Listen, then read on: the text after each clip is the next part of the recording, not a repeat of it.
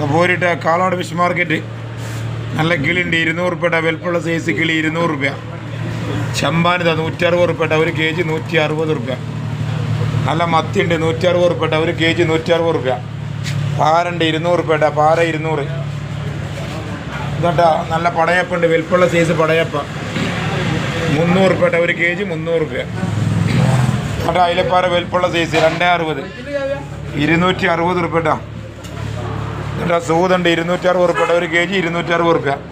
നല്ല കണമയുണ്ട് 220 220 റുപ്യ. നല്ല കേരുണ്ട് 320 320 റുപ്യ.